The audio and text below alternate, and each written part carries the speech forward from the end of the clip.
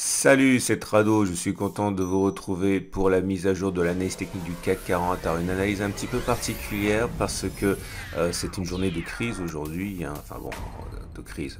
Pour un trader, c'est à la fois ce qui est intéressant, mais c'est également une journée de crise, hein, quand on perd quasiment 3% entre la clôture de la veille et les plus bas. Attendez, je vérifie ça, 2,8, 2,7%, c'est une journée de crise. Et je pense qu'il est intéressant que vous voyez comment j'ai intellectualisé, c'est un bien grand mot, hein, le trade du jour, tout en tenant compte des impératifs que j'avais, qui étaient que je disais que j'allais acheter sur le support journalier.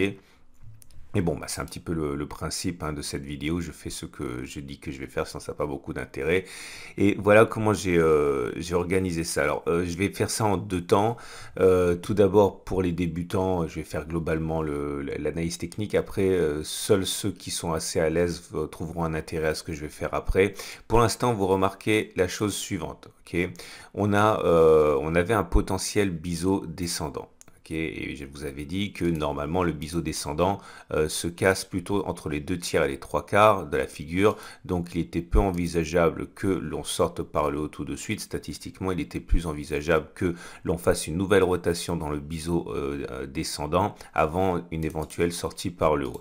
Le problème, c'est que si nouvelle rotation il y a eu, cette nouvelle rotation a complètement cassé le biseau, qui n'a donc plus de légitimité. Donc la sortie par le haut non plus, c'est des choses qui arrivent.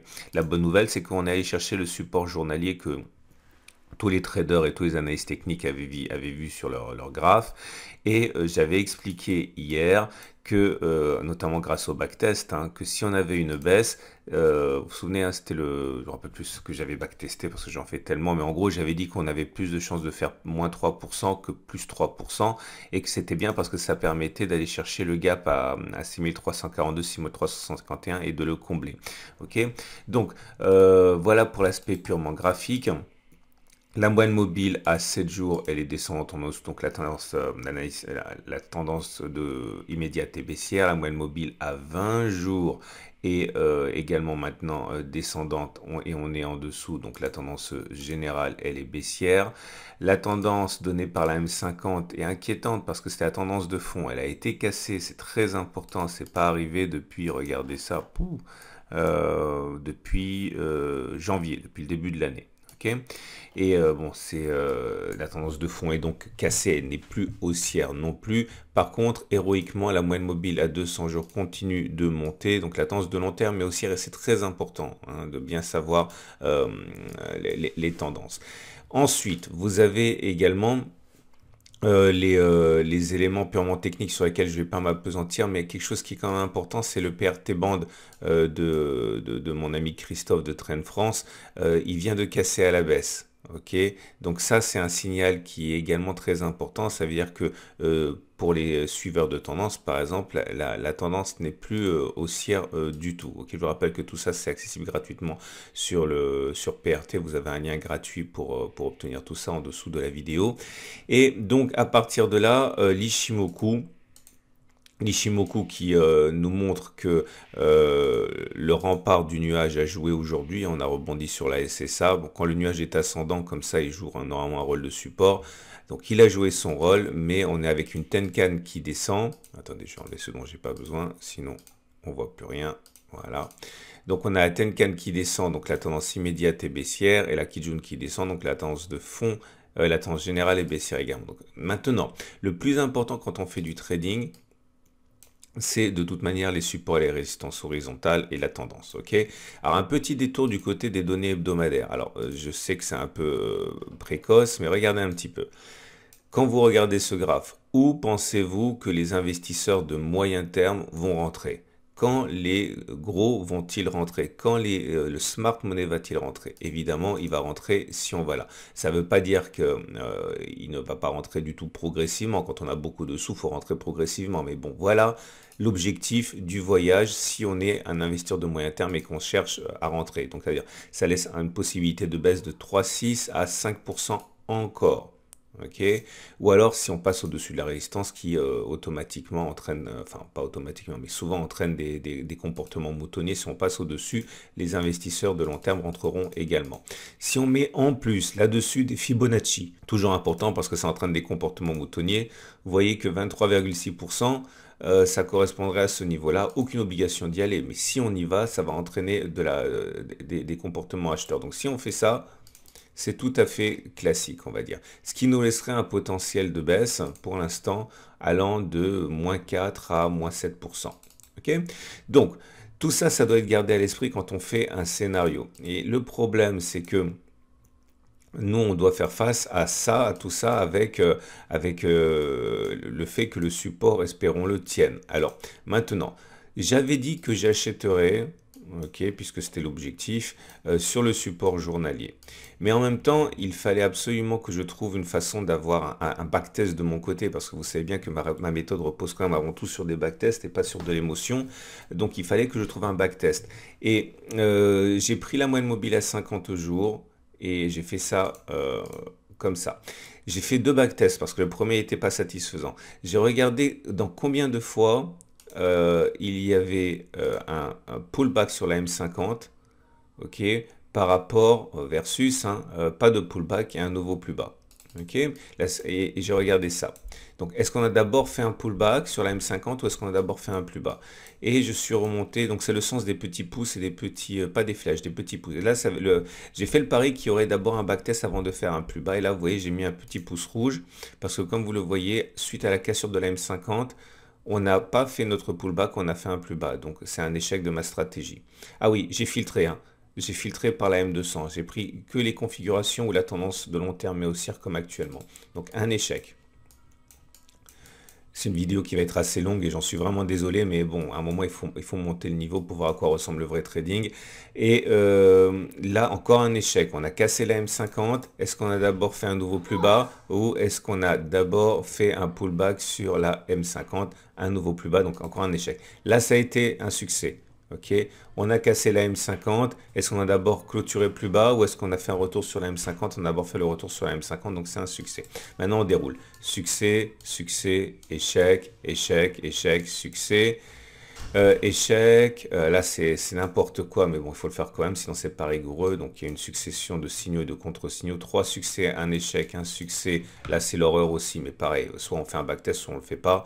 Un échec, 2, 3 échecs, un succès, un échec, deux succès, un échec, un succès, un échec, un succès, un échec, un succès, un échec, un succès, un échec, un succès, un succès, un échec, et vous le voyez arriver. Je suis monté jusqu'à 34 pour essayer de donner une dernière chance, mais on arrive inlassablement à du 50%.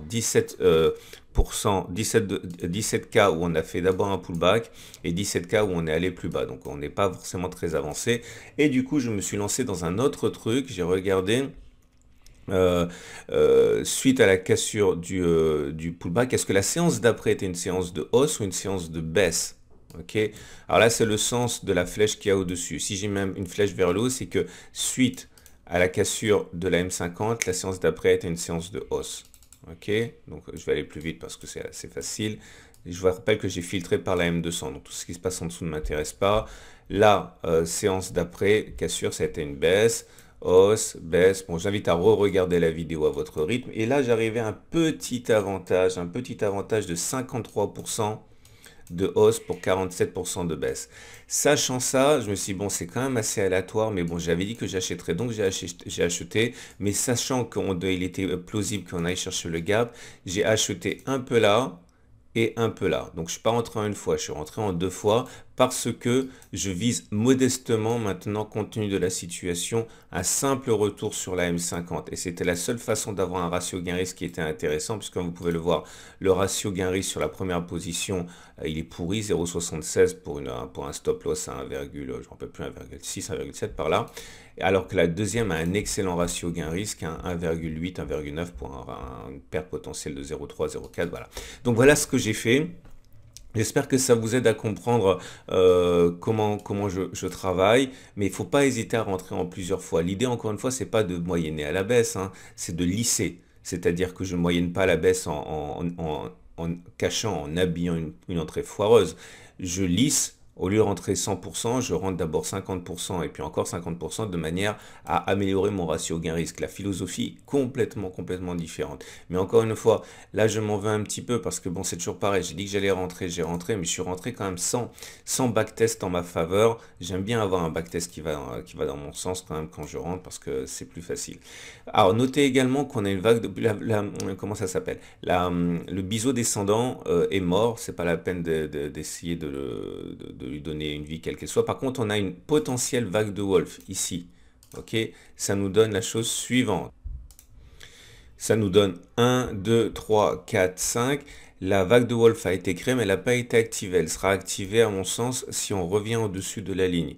Ok, donc ça sera pas mal si ça se produit pour jouer la vague de Wolf avec un retour sur le niveau du point 4 qui apparaît plus souvent qu'il n'apparaît pas. Et puis surtout, n'oubliez pas que là, du coup, ce qui se passe, c'est que compte tenu de tout ce que j'ai dit, il y a beaucoup de chances pour que la cassure de la résistance journalière n'apparaisse pas immédiatement, hein. Dans le meilleur des cas, on va latéraliser à l'intérieur de cette zone ici pendant un moment. Dans le pire des cas, on va d'abord descendre chercher je l'ai dit, hein, le support hebdomadaire et le support mensuel ici, avant, je pense, sans doute de rebondir, hein. Mais bon, voilà, ça a jeté un peu le trouble, cette histoire, et à l'origine, on ne trouve rien, si ce n'est le fait, hein, enfin, rien, façon de parler, hein, que la Banque centrale américaine, par le biais d'un de ses représentants, a dit que il envisageait que le variant Delta ralentisse la croissance économique, mais c'était même pas frais en fait, ça datait de la veille, hein, si j'ai bien compris. Donc voilà, c'était sans doute mais ça on le savait, hein, on avait beaucoup monté, c'était intenable. Bon, il fallait peut-être un prétexte pour les gros de faire baisser pour rentrer à meilleur prix. Alors on passe au, au trade du jour. Alors si vous êtes haussier, bah, vous l'avez compris, hein, si vous n'êtes pas rentré, et je peux tout à fait le comprendre, vous avez un bon point d'entrée, alors de deux choses l'une, soit vous mettez si votre objectif, hein, enfin, votre stop loss, il doit être en dessous à mon avis du gap, hein, ça c'est un minimum, donc si vous mettez un stop à 1,3% et que vous visez la résistance journalière dans le scénario d'une latéralisation, vous avez un excellent ratio gain-risque, ok. Autre solution pour acheter, attendre l'éventuelle clôture au-dessus de la ligne 1,35 pour jouer la vague de Wolf. Ça vous donnerait un stop à 2% pour un objectif à 2% aussi, bon c'est pas mal, mais éventuellement plus si on va chercher l'objectif final qui est un 4,6. Si vous voulez spéculer à la baisse, je suis pas trop chaud dans cette configuration où on est pour l'instant sur un support, hein, mais bon c'est tout à fait envisageable, hein. Je vous rappelle, ah oui c'est le Vortex qu'on a backtesté hier, et vous voyez ça fonctionne bien. Vous pouvez tout à fait envisager que l'on remonte, que l'on tente d'aller combler le gap en partant du principe qu'il s'agit d'un gap de continuation. Distance parcourue avant le gap, reportée par-delà le gap. En dessous, vous avez encore du potentiel baissier. Mais si vous voulez faire un trade de moyen terme, c'est également possible, hein, puisque si l'objectif pour vous est d'aller chercher le support qu'on a mentionné précédemment, votre objectif il est à 3,6%. Si vous mettez un stop, non pas au-dessus, ça ne serait pas bon comme ratio gain-risque, mais en visant 3,6% à la baisse et en vous mettant au-dessus, voilà, mettons au-dessus du gap, parce que si c'est un gap de continuation ou si c'est un gap de, bon pas de rupture, il ne sera pas comblé, hein. Ok, donc ça peut être intéressant de mettre un stop au-dessus, mais le plus facile, ça sera quand même d'attendre un rebond plutôt que spéculer maintenant à la baisse alors qu'on est déjà sur un support, hein, c'est pas très raisonnable. Voilà, je suis désolé par le degré de complexité pour certains si vous débutez. Je vous souhaite une excellente journée et je vous dis à demain pour la mise à jour. Et ne loupez pas l'analyse technique de moyen terme ce week-end.